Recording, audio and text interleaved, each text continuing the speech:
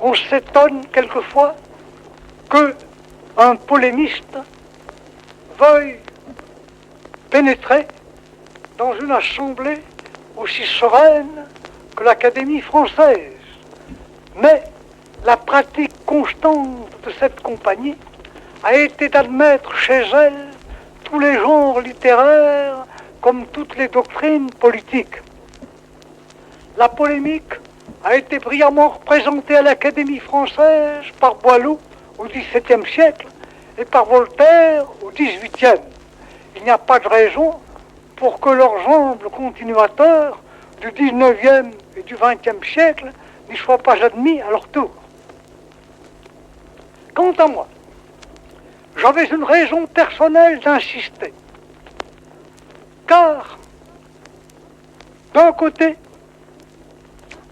ma vie s'est dépensée tout entière à essayer de constituer ou de reconstituer une sorte d'esprit public commun à la France, un État stable, durable, cohérent et autant que possible embranché et se rapportant à toutes les grandes forces du passé. Mais, en même temps, je ne pouvais compter à cet égard que sur des adhésions personnelles. Ces adhésions ne m'ont jamais manqué.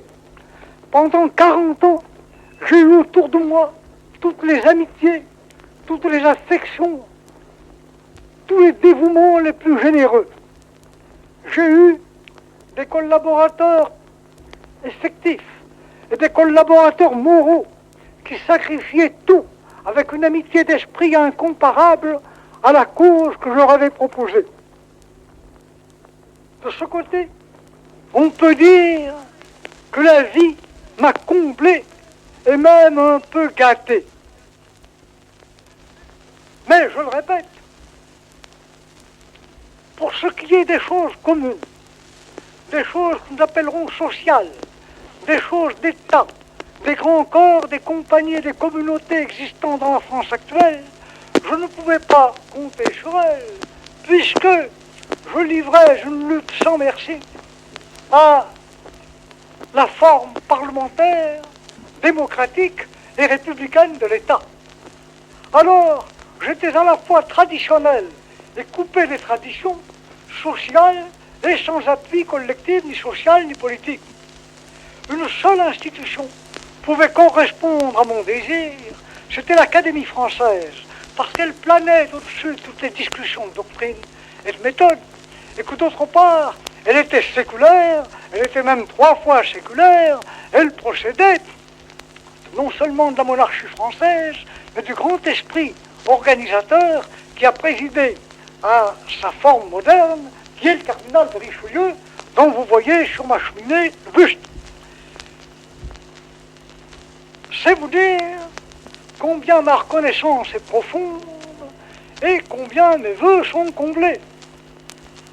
Je ne fais pas de politique en ce moment sur un terrain pareil, mais je suis heureux de constater qu'une espèce d'anomalie un peu choquante et un peu contradictoire disparaît. Vous savez que ma vie a des hauts et des bas.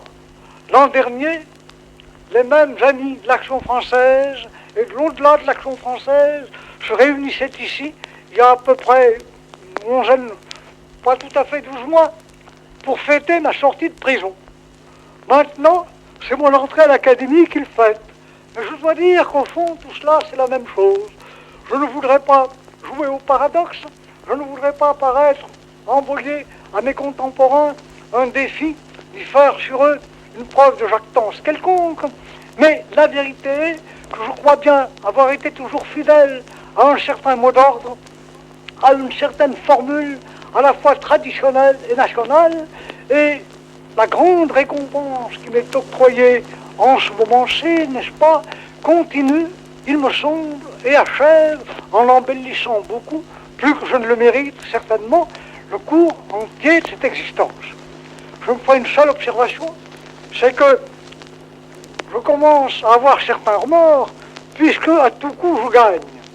que je sois désemprisonné, que je sois envoyé à l'Académie française, ce sont toujours des récompenses. Tandis que mes malheureux collaborateurs, eux, ne sont pas récompensés. J'espère que leur jour viendra. Messieurs, vive la France et vive la paix.